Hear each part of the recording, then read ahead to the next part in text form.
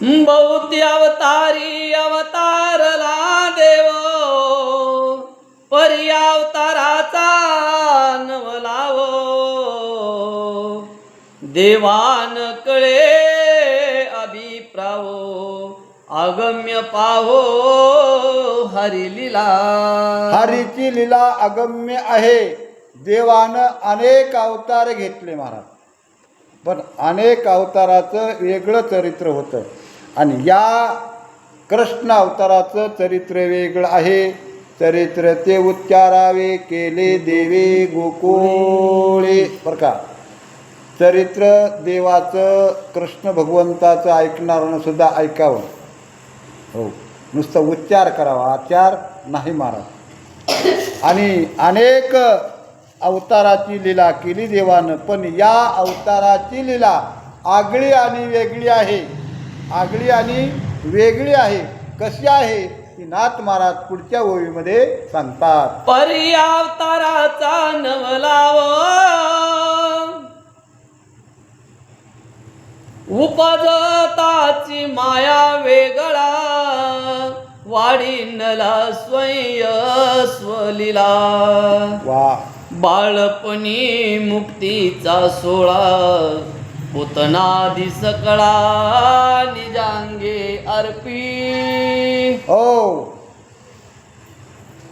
कृष्ण भगवंत या अवताराची लीला, नाथ महाराज कृष्ण भगवंताच्या या अवताराची लीला सांगू लागले.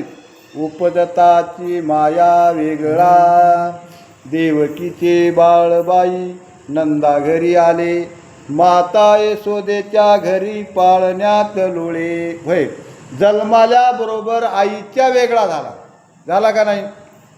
ज्या माईच्या पोटी जन्माला, देवकीच्या पोटी जन्माला, आणि जन्माल्याबरोबर माईच्या वेगळा झाला. आणि बालपणी बाल अवस्थेत पुतना मावशीला मुक्ती दिली महाराज. अशी आगळी आणि वेगळी या कृष्ण अवताराची लीला आहे. जन्माल्याबरोबर मोक्ष पुतना मावशीला दिला महाराज. त्यालाच मारायला आलती, पण तिला मोक्ष दिला. मोक्ष देऊन या वैकुंठ सदनी बैसविले, मोक्ष दिला. अशा प्रकारची बाळलीला अशी या अवतारामध्ये आगळी आणि वेगळी कृष्णाने केलेली असे नाथ महाराज आपल्याला सांगतात. आणि बरं का, सूत नावाचे ऋषी सोनकातीला सांगतात. आणि सुख महाराज राजा परीक्षितीला सांगतात. अशा प्रकारे मायेसी दाविले विश्वरूप, वा, गोळा दाविले वैकुंठ पीठ. वा, परी गोळेपणाचे रूप, नेदीची अल्प पालटो. नेरीची अल्प पालटो, मातेशी दाखविले विश्वरूप. हो, जन्माल्याबरोबर माती खायला चालू केलं, आणि माती खायला म्हणून आईनं मारलं, आणि भगवंतानं तोंड वाचलं, आणि त्याच्यामध्ये मातेला विश्वरूप दाखवलं महाराज. कौतुक पहावया माव ब्रह्म्याने केली, वच्चेही चोरुनिया सत्य लोकास नेली, गायी गोपाल ठाईच रक्षिली. आहे का नाही? हो, गोपाल आणि गाईला वैकुंठ दाखविला, पण खाली या भूमंडळावर जशाच तशी ब्रह्मदेवाने नेली. 1 वर्ष सांभाळली महाराज त्याने तिकडे नेऊन, पण ते जशाच तशी या ठिकाणी त्यानं संरक्षण केलं. पण बाल अवतारामध्ये थोडाही फरक पडू दिला नाही. बाल अवस्था म्हणजे बालच अवस्था, त्याच्यामध्ये मोठा झाला का देव? नाही झाला. अशा प्रकारची या बाल अवतारामध्ये चरित्र दाखवलेले आहे. चरित्र ते केले देवे गोकुळी, अशा प्रकारचं चरित्र दाखवलेलं आहे. बाळ बळिया ते मारी, वा, अचाट कृते जगा देखताची करी. वा, परी बाळपणा बाहेरी, तिळभरी नव्हेची. तिळभरी नव्हेची, बाळ बळिया ते मारी. बालपणी कृष्ण भगवंतानं मोठमोठे राक्षस दैत्य मारले, पण बालरूप सोडलं का देवानं? बालरूपातच मारले. हा मोठमोठे राक्षस शक्तिशाली आहेत. मग कृष्ण भगवंत बालरूपानं म्हणले का आपण आता विराट रूप धरावं? नाही धरलं. त्याच अवस्थेमध्ये अनेक दैत्याला मारलं. पाळण्यातच खेळायला लागले होते महाराज, पाळण्यातच लाथ आणली महाराज. मारले का नाही? आगबग, केसी, हो, कागासूर, बकासूर, हे जे काय दैत्य, केसी, हे दैत्य आले होते बालपणी. तो शकटासूर गाडा होऊन आलता महाराज, आलता का नाही? आणि सगळे त्या बाल अवस्थेतच मारले. विराट स्वरूप काय दाखवलं नाही. आपलं जे काही रूप आहे तेवढंच ठुलं. अशा प्रकारची लीला, अशा प्रकारचं कौतुक या अवतारामध्ये आगळं आणि वेगळं दाखवलेलं आहे. अशा प्रकारे सांगतात. ब्रह्मानी चोरी करी, देव आणि व्यभिचारी, पुत्र कलात्राणी ब्रह्मचारी, हेही परी दाखविली. ब्रह्मानी चोरी करी, होय, मी ब्रह्मय म्हणायचं देवानं. आणि लोण्याचे गोळेची गोळे, दही, दूध सवंगाड्याला बरोबर घेतलं आणि चोऱ्या केल्या महाराज. ब्रह्म कुठं चोरी करीत असतो का? होय. त्याच्या पुढचा तुकडा ब्रह्मचारी. अधर्मी वाढविला धर्म. नाही, डबल वाचा. ब्रह्मानी चोरी करी, देव आणि व्यभिचारी. हा देव बरं का, देव म्हणल्यानंतर होय, देवाला बट्टा आहे का? अजिबात नाही. देवानी या विचारे, देवानं या विचार केला महाराज, आणि तोच ऐकणाराचा परमार्थ झाला.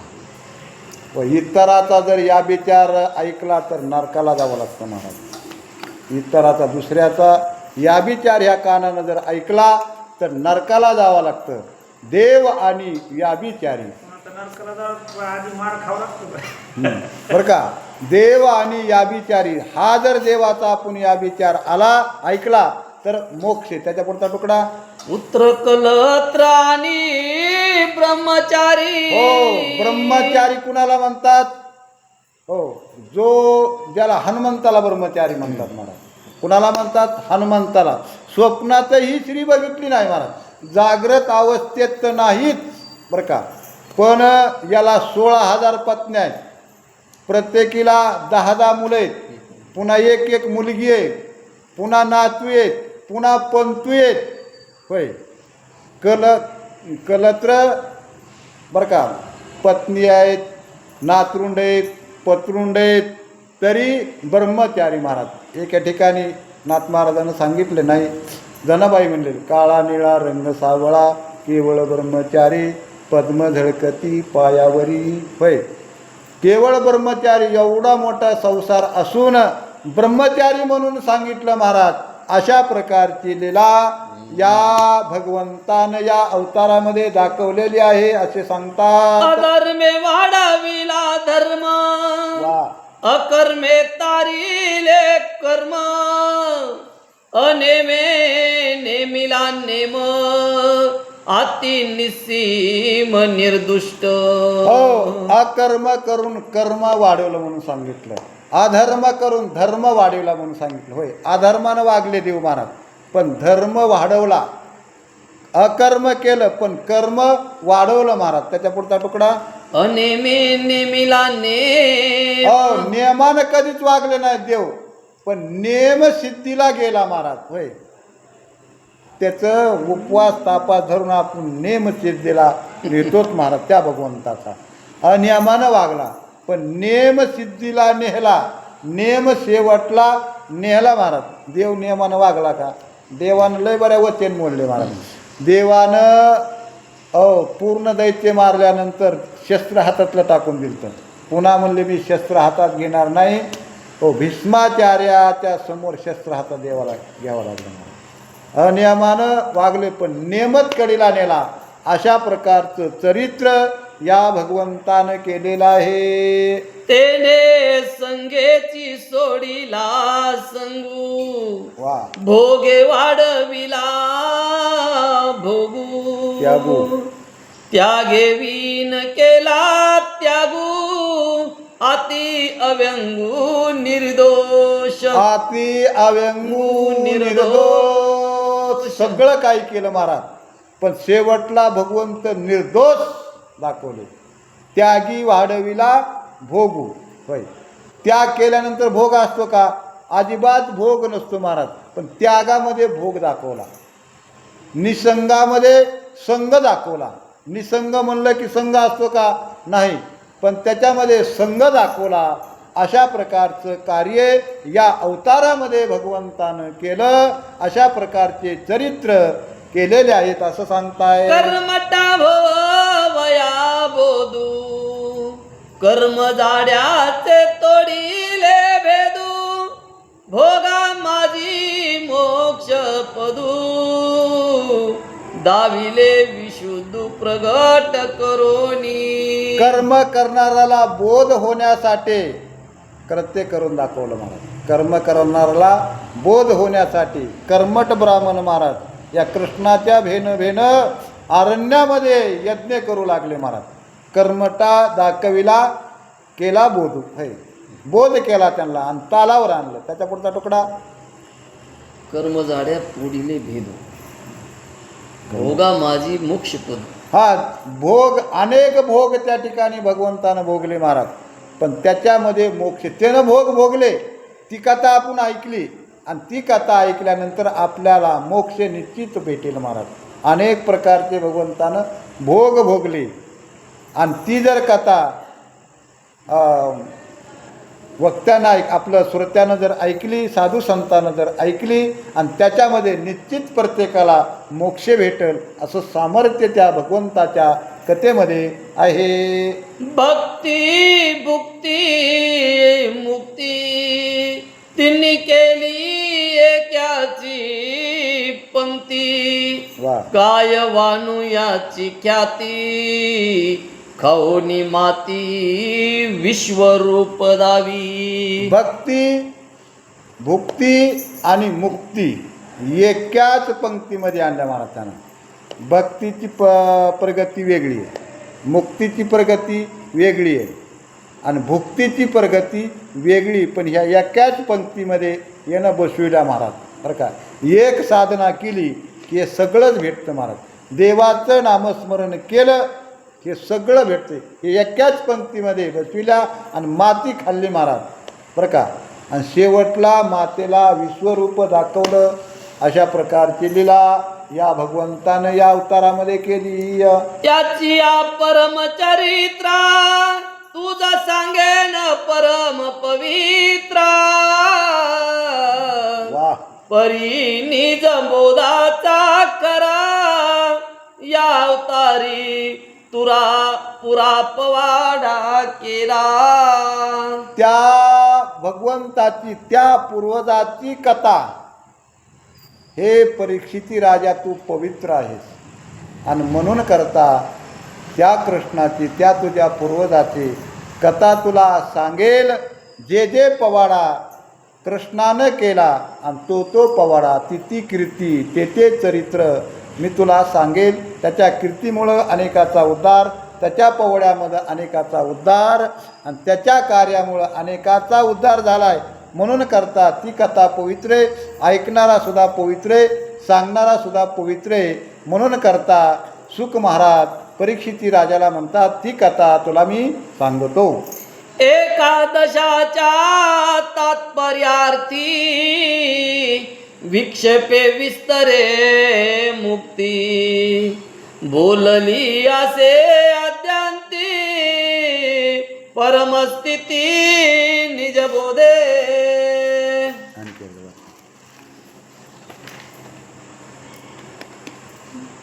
एकादशाच्या तात्पर्यार्थी साक्षेपे विस्तारे मुक्ती बोलली असे आद्यंती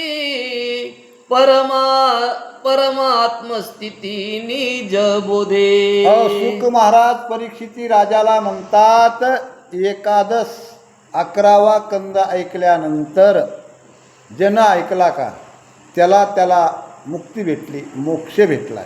आतापर्यंत जन ऐकली का त्याला मुक्ती भेटली, मोक्ष भेटलेला आहे.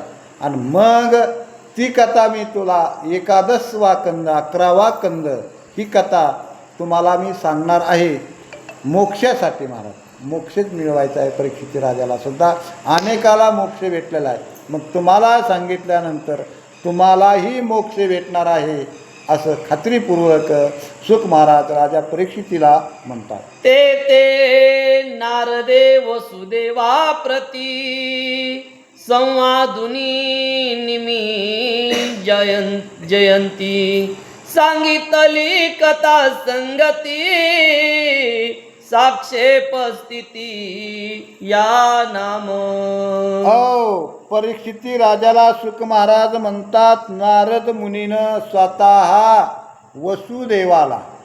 वसुदेवाचं भविष्य कसं घडणार आहे, त्याची अवस्था कशा प्रकारची होणार आहे, सगळी पुरेपूर ही कथा वसुदेवाला नारदानं सांगितलेली आहे. मुलाची कथा सांगायची झाल्यानंतर वडिलापासूनच सांगावं लागेल ना. हे नारदानं वसुदेवाला सांगितलं, काय काय सांगितलं, कसं कसं सांगितलं, त्याचं आयुष्य भविष्य कसं सांगितलं. आणि ती असणारी कथा सुख महाराज राजा परीक्षितीला म्हणतात, मी तुला सांगणार आहे. तेची उद्धवाची परमस्थिती नाना द्रष्टांते उपपती स्वमुखे बोलिला श्रीपती ती कथा निश्चिती सविस्तर. नारदानं वसुदेवाला सांगितली आणि तीच कथा स्वतः श्रीकृष्ण भगवंतानं उद्धवाला सांगितली. महाराज उद्धवाला सांगितली आणि तीच कथा मी आता राजे परीक्षिती तुम्हाला सांगत आहे. आणि सावध चित्तानं तुम्ही ऐका. त्यांनीही सावध चित्तानं ऐकली म्हणून करता त्यांना मोक्ष भेटला. आणि तुम्ही सुद्धा त्याच पद्धतीनं ऐका असं म्हणतात. दशमी निरोध लक्षण मागा केले निरूपण जे ते धरा भार धर्मर्जन निर्दळी श्रीकृष्ण नाना युक्ती. आता दशम कंद 10 कंद सांगितले महाराज. आता 11वा कंद सांगितले आणि 11व्या कंदाची कथा सांगत असताना या पृथ्वीवर दैत्य कसे उन्मत्त झाले आणि दैत्य उन्मत्त झाल्यानंतर भगवंतानं अवतार कसा घेतला आणि अवतार घेऊन दुष्ट दुर्जनाचा नाश कसा केला आणि अशा प्रकारची कथा स्वतः सुखमुनी परीक्षिती राजाला सांगतात. नैमिषारण्यामध्ये सुत नावाचे ऋषी सांगतात आणि नाथ महाराज आपल्याला सांगतात. ज्याच्यानी अधर्म भारे क्षिती सदा क्रंदत होती जिच्या साया लागी श्रीपती पूर्ण ब्रह्मस्थिती अवतरला. ज्या दुष्ट राजाच्या पापामुळं, दुष्ट राजाच्या अधर्मामुळं ही पृथ्वी बरं का दुःखी झाली होती, रडत होती. ब्रह्मदेवाला शरण आले आणि तो ब्रह्मदेव प्रजापती सगळे देव मिळून भगवंताला शरण गेले आणि या दुष्टाईच्या दुष्कर्मामुळं किंवा अधर्मामुळं पृथ्वी गांजून गेली आणि त्या पृथ्वीचे घराणे गायीच्या रूपामध्ये भगवंताला ते घराणे सांगण्यासाठी गेली आणि स्वतः भगवंतानं अवतार घेतला आणि अधर्माचा नाश केला, धर्माची स्थापना केली. कशी कशी केली ती आता सांगतायत. दुष्ट दैत्यानी दानव धरा भार राजे सर्व वदिता झाला श्रीकृष्ण देव तो गतकथार्थ भाव शुक सांगे.